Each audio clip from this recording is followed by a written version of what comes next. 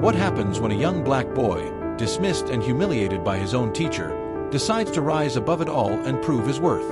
Meet Rashad Tate. Quiet, brilliant, and underestimated. This is his story. It was the first day of school at Magnolia Hills Academy, a private school in the heart of an affluent Georgia suburb. Room 204 was like any other, except for one thing. It was an all-white classroom. 12-year-old Rashad Tate stood at the door, clutching his backpack tightly. His dark brown eyes scanned the room, unsure and nervous. Mr. Vernon Chase, the math teacher, motioned for him to come forward. "Class," he said with a clipped tone. "This is Rashad Tate. He'll be joining us this year." Then, turning to Rashad, "Take a seat in the back." The whispers started before Rashad even sat down. "Is he on a scholarship? Probably can't even afford lunch here.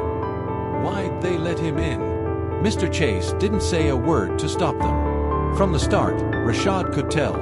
Mr. Chase didn't like him. No name-calling, no insults, just cold indifference, dismissive looks, ignored hand raises, harsh grading, and then came the moment that changed everything. During a lesson on quadratic equations, Rashad raised his hand. "Yes, Rashad," Mr. Chase asked, barely hiding his irritation. "I think there's a mistake in step 3, Rashad said, softly. The room fell silent. Mr. Chase turned slowly to the board. "And what makes you think that?" he asked, voice icy. "Well, if you divide by 2x here, it cancels out the—" "That's enough," Mr. Chase cut in sharply. "Let's not pretend you know more than your teacher." Laughter broke out across the room. Rashad sank into his seat, cheeks burning. But he didn't cry. He didn't break. He just clenched his fists and waited. That night, at home, Rashad's mom noticed something was off. "It's Mr. Chase," Rashad finally said. "He acts like I'm not good enough." His mom, a former math teacher herself, looked him in the eye. "You've got a gift, Rashad," she said. "Don't let anyone dim your light." Then came the announcement. The school's annual Math Leap competition, a prestigious district event. Only the top 5 students would make the team. Mr. Chase stood at the front of the class. "If you're interested," he said, "sign up after class." Rashad hesitated, but fear didn't stop him. When the bell rang, he walked right up to the desk. "I'd like to try out," he said. Mr. Chase raised an eyebrow. "You sure about that?" Rashad nodded. "Yes." "All right, Tate. Let's see what you've got." Rashad studied hard, day and night. He practiced equations, memorized formulas, drilled mental math until it became second nature. The tryout test was brutal. But Rashad? He aced it.